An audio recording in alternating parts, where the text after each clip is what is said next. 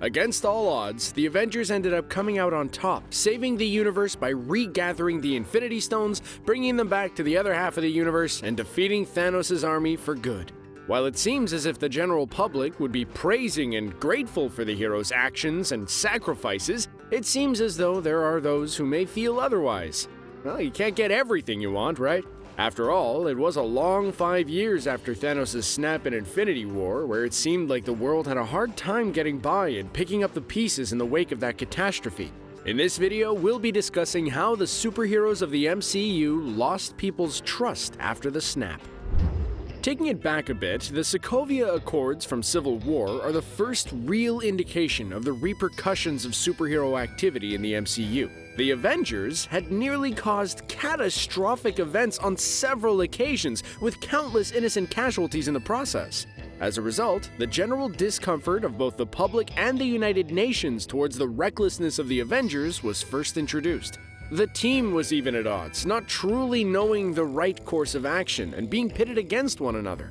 While they were eventually brought back together, the events of Infinity War and Endgame may potentially be cause for further worry from the public, and we're not exactly sure where the Avengers stand in the eyes of the government at this point.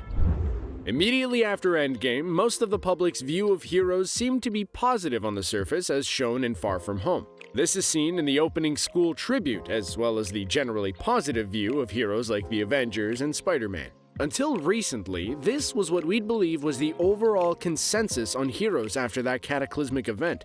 However, a significant tease for the future was shown in the Far From Home post-credits scene, where Mysterio tricked the masses one last time when twisting the events of the film and making Spider-Man out to be the bad guy, while also revealing his true identity. I guess Peter won't be getting a job at the Bugle in this timeline. While not particularly related to the snap, this hinted at a potential future rift between Spider-Man and the public, which is only the first in a possible trend in the MCU. In the 6th episode of WandaVision, Sword director Tyler Hayward reveals his intent to kill Wanda Maximoff when they place a drone into the Hex, to the surprise of agent Monica Rambeau.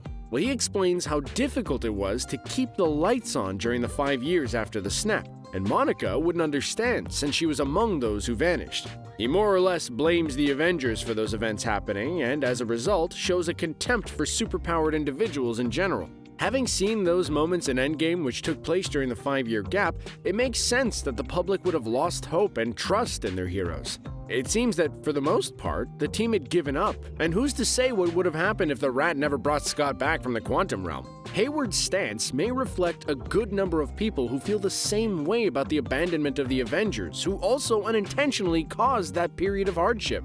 On top of this, if word got out about Wanda's activity in Westview to the public, it could further fuel this figurative flame of distrust for heroes.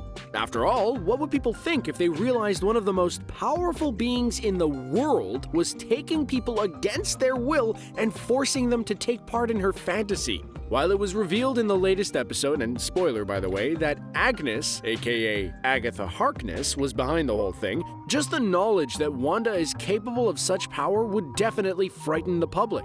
This could be an indication of how some of the world and governments view heroes after the events of Infinity War and Endgame, and may even represent the direction of where the MCU goes in regards to the superheroes' view in the public eye. Of all the series announced so far, Falcon and the Winter Soldier is the most likely to be a thematic sequel to the plot threads in Civil War, and give a more clear-cut answer on where the government stands in regards to heroes at this point in time. As most of you know by now, Baron Helmut Zemo, the primary antagonist of Civil War, is returning in the upcoming series. His whole motivation in Civil War surrounded a contempt for the Avengers with the goal to split them apart. This was, of course, due to the death of his family during the destruction of Sokovia in Age of Ultron. He was the other side of the coin, contrasting the world governments and the Sokovia Accords, showing a more extreme reaction to the failings of the team. Zemo was perhaps the most grounded and realistic antagonist for the MCU so far. His approach to defeating the heroes from within only added to the ongoing turmoil the team was already facing at the time.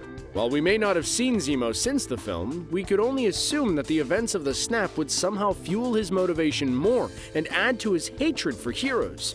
I mean, they saved the entire universe, but I guess it's easier to forget that part. In the latest trailer for the series, we even hear a bit of dialogue where he states that superheroes shouldn't be allowed to exist, showing that his stance is definitely worsened, if anything. On top of this, we don't officially know the status of Sam Wilson and Bucky Barnes in the eyes of the government.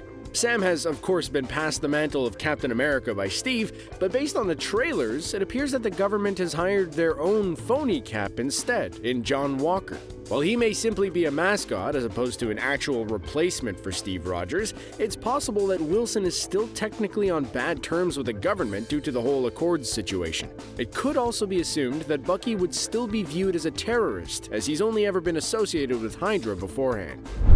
With the now supposed inclusion of Evan Peters' Quicksilver in WandaVision, and the first real connective tissue to the X-Men franchise since Disney acquired the rights to the Fox franchise, it's only a matter of time before they drop the M-bomb and outright introduce mutants into the fold. The inclusion of the X-Men would imply that there's been a significant spike in superpowered individuals across the United States, as well as the entire world in general, which could easily be explained in canon. As we've already seen individuals like Wanda and Pietro Maximoff gain their powers from the Mind Stone, and Carol Danvers acquired hers from the Tesseract, who's to say the combined powers of the three snaps on Earth couldn't have somehow triggered superpowers in others around the world? Rocket even states that Earth was ground zero for a surge of power of ridiculously cosmic proportions unlike anything ever seen, and that was before Bruce and Tony both performed their own subsequent snaps. Banner also notes that the radiation given off by the stones is gamma, which gave him his powers in the first place. It wouldn't be far off to explain this as the cause of unlocking the mutant X gene in select individuals around the world.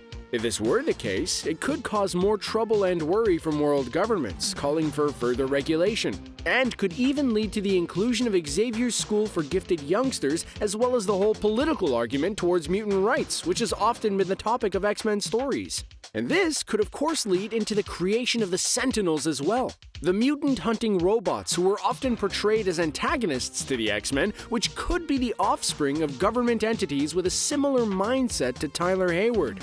This could be a way to seamlessly incorporate that entire side of the Marvel Universe while connecting it to existing events in the MCU.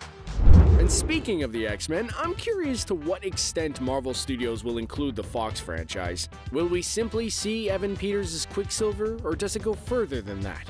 Of course, there's theories that this isn't even the actual Quicksilver, but rather an illusion conjured up by Agatha Harkness. Regardless, who wouldn't want that reveal of either Michael Fassbender or Ian McKellen being the twins' daddy?